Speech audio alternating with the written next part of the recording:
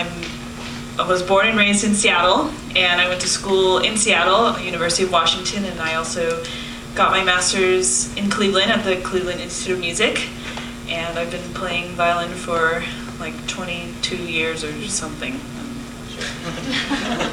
Hi, I'm Leah. I'm the cellist. I've been playing cello since I was 9, and I did my undergraduate at Cincinnati Conservatory and at the Franz Liszt Academy in Budapest. And right now I'm in my master's degree at McGill in Montreal. Hi, my name is Corey. I play the violin, and I've played the violin for 20 years. I'm right now living in Seattle, but I moved there 10 years ago from France. And I did my studies at the University of Washington in Seattle. Hi, my name's Tom. I'm the violist in the group. I've been playing probably around 20 years as well. I'm from New York, Long Island specifically. Went to school in Manhattan School of Music and Yale School of Music. And that's about it. Hi everyone, my name is Tom and I'm the pianist, and I grew up in Edmonton, Alberta, Canada. And I got my undergrad at NEC in Boston, and then I'm also in the middle of my master's at McGill. Okay, so I'll start with a couple questions. One question that I get a lot is, how did we start playing together? So who would like to answer that?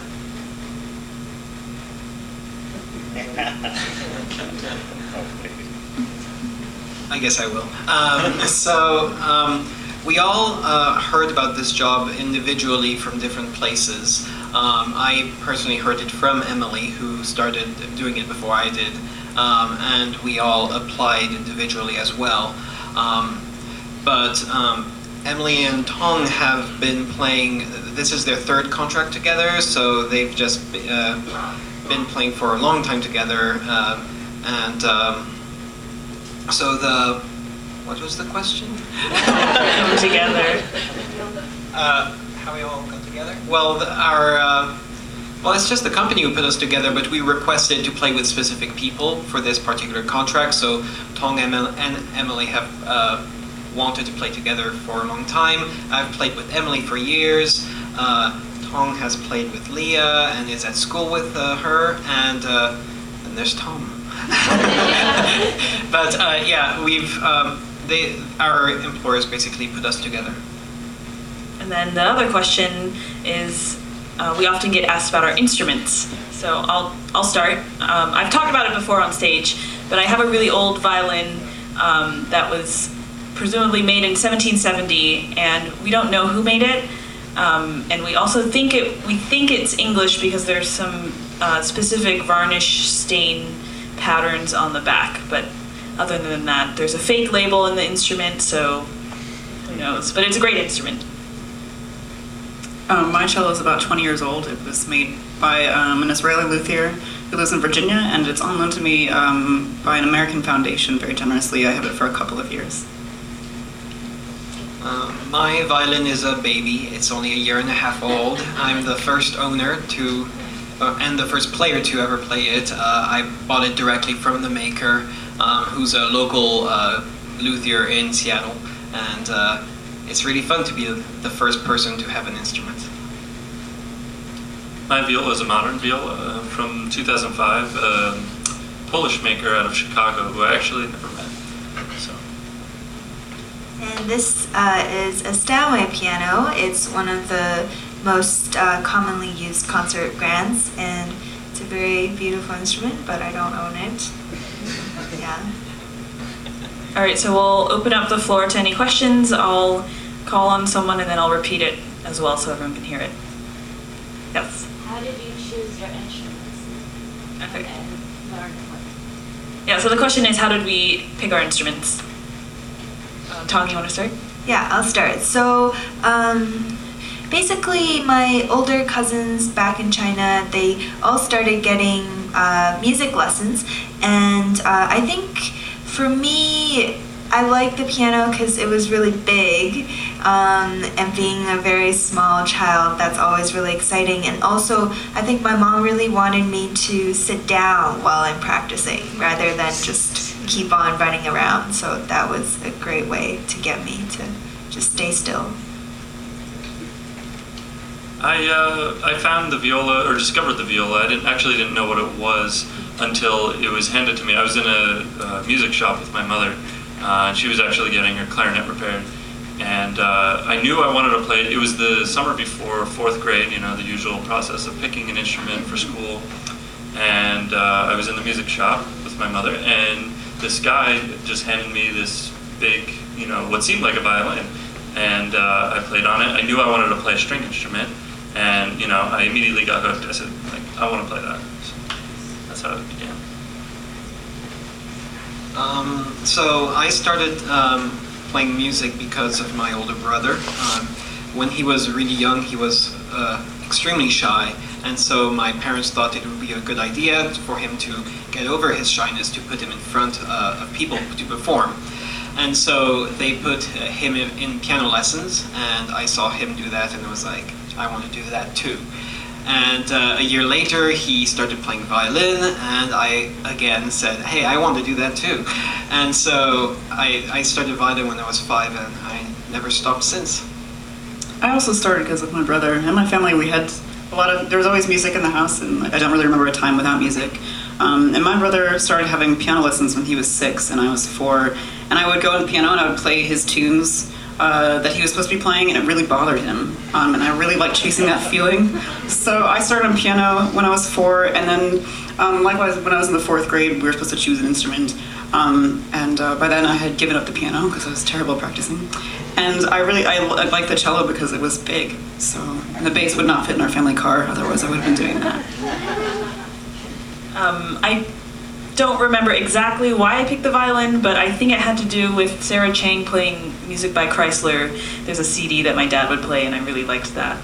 And the violin actually, I also learned piano later, and I really didn't like it. I think the violin was just very natural for me. So, yeah. Another, yes, back there. Can you talk about the group, the piano quartet, the quintet? It's not something I'm very familiar with. What music is available? Who writes for it? Okay. The question is about the piano quintet as an ensemble, maybe about the repertoire and such. Anyone want to? So the piano quintet, it's not a very especially common classical chamber ensemble formation. So the masterworks that we do, Schumann, Brahms, and then there's also a Dvorak quintet. Those are about like the standards. And some other classical composers also wrote quintets, but it's definitely not as common as, say, a string quartet or piano trio. But what it does is it gives us a lot of range to do other arrangements. So we have the formation to do piano trios and string quartets. And most of the arrangements were specially commissioned for this stage, for our piano quintet ensemble. So most of the crossover rep, that was newly arranged so that it could be played by this set of 5 musicians. Yeah, in terms of other repertoire, there's also Shostakovich. A lot of composers did write piano quintets, but they're just not as big as the string quartet, which was sort of like the best ensemble in like the 1900s, and even the late 1800s. That was sort of the best writing that there was, and piano trios also were a lot more common. So there are a lot of great piano quintets, but just not nearly as many. So, and also an ensemble of 5 is harder to. It's just harder than a group of 3 or 4 in terms of logistics. Yeah, right here. I'm going to put you on the spot now, okay? Let's say 5 minutes before a concert, you guys had to switch instruments with each other. What instrument would you play? And if the person who answered it, you can't pick that one. Okay, so whoever goes first. We'll start here first. Well, the question is about if for some reason we had to switch instruments 5 minutes before the concert, what would we pick and why? And would it sound as good? Would it sound as good? Oh God. Well, Tom really wants to answer, so I definitely want to play the cello. I think it's it's just the most beautiful instrument. Yeah, if I I would just learn the cello, and it's so important like it drives the harmonies, rhythms, and it gets beautiful melodies, and it just sounds amazing. Yeah. I would pick the violin because it's the closest to what I do on the viola. It obviously would not sound nearly as good because I'm not very familiar with violin playing. But yeah, I would go with Would you violin. be violin 1 or 2? It depends what we're playing. Probably violin 2. Well, violin 2 is actually pretty similar to viola in terms of the function, so. If I had to switch instrument with another in the group, I'd say I'd switch with Emily, so that I still play violin. Well, I guess like I would probably play either viola because it's very similar to violin, or if I had to, I'd play piano because I am familiar with playing piano. I've played it for quite a few years. I would definitely, that's a good question. I would definitely take the piano. I'm not very good at it. I did teach myself later on after I had quit as a child, but I don't have any technique. I would choose the piano though because I think all I would do is just lay down the pedal really heavy, and there's a lot of low bass notes, and I think I could get away with something. Well, I already tried the piano. I would definitely pick the viola. I actually want a viola for fun, but they're not very cheap. Anyway, great question. Over here. Well, I feel like a groupie now with you guys because your chemistry is like awesome. So I think, even for me coming here to hear you, it's even watching how you guys interact with each other. So I assume you like each other.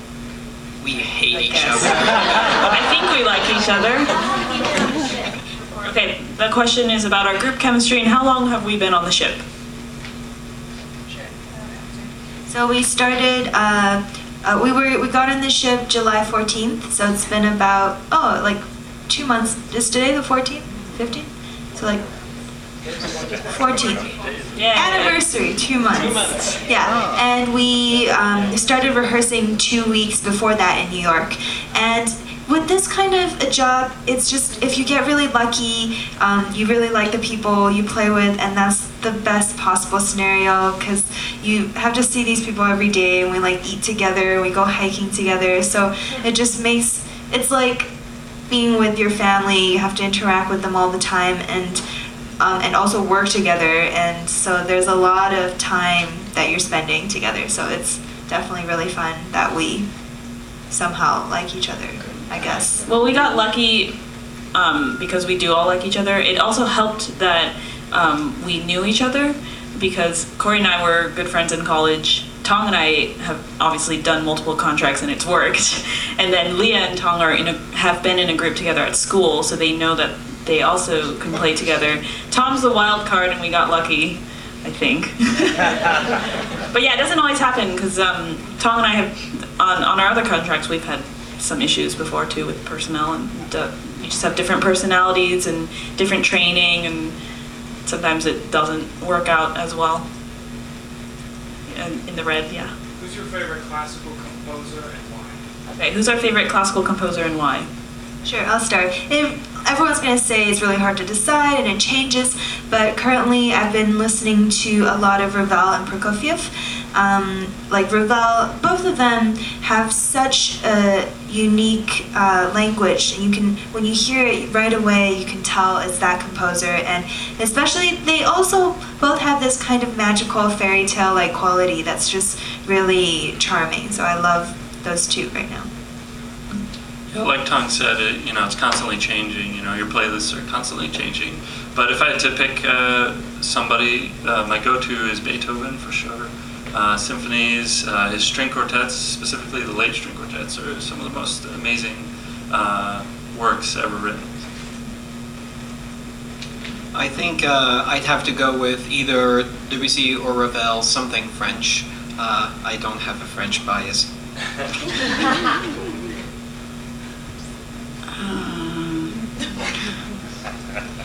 I think my top 5 or so don't change ever. Bach, Beethoven, Brahms. But I think today, my favorite composer would be Dave Brubeck. I really like Prokofiev, and I also really like Czech composers like Leos Janáček. Another question? Yeah. What else?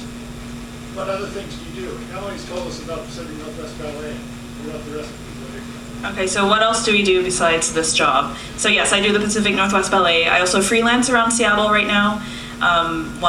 One freelancing job that I have is recording music for someone who, he hires us for soundtracks basically, so movie soundtracks, theme park music, video game music. It's all really random, but yeah. I freelance as well in Montreal. I do a wide range of stuff, so I'll play on recitals and concerts, all sorts of music. I'll be your wedding cellist, your funeral cellist, anything like that. I basically I like to teach as well, just try and keep a really diverse type of gigs coming my way so that I'm getting better and better at all sorts of skills. Me too. I also freelance. I do a lot of early music actually in Seattle. I play what's called period performance, where we use historical instruments and that are set up in a historical way with gut strings and everything to replicate the original sound of all the early works such as Bach and Haydn. I do a lot of that in Seattle, as well as anything I can get really. I just graduated right before starting this contract, but I also do a bit of freelancing in the New York and Connecticut area. And when I go back, I will be a professional auditioner. Yeah, so me and Leah were both in school, but even while in school, there are a lot of performance opportunities, so chamber music, and I also really love solo playing, so I had a few opportunities to play with orchestra and maybe keep on doing competitions so I would have more opportunities to play solo stuff. And also I love applying for grants and organizing concerts, so coming up with sort of random interesting ideas like interdisciplinary concerts or new music or just different creative projects that we could do to engage more audiences, and I like producing those and organizing those as well. Next question. Is there like any level of difficulty in terms of different genres? Do you find it difficult on certain ones? Yeah, so the question is about the different genres that we play because we have so many. Are some harder than others, and how do we approach them?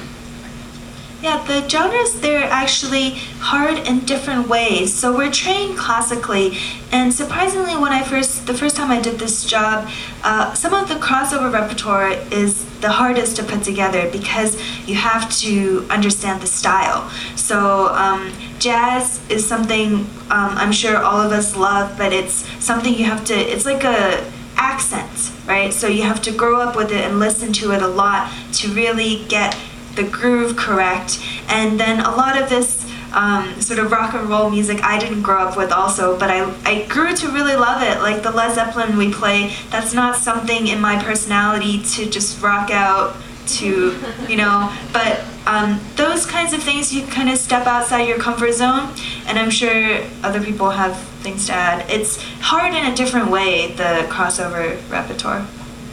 I was going to say the same exact thing, and sometimes too, we're very much used to the language and the way that classical composers wrote for us, and even like literally in terms of how difficult or easy it is to get around our instruments. But some of the arrangements, especially for pop tunes, are by people not quite as famous, and maybe they don't have cello friends or whatever, but sometimes they write things that are actually really difficult to play, in addition to being outside of our regular language.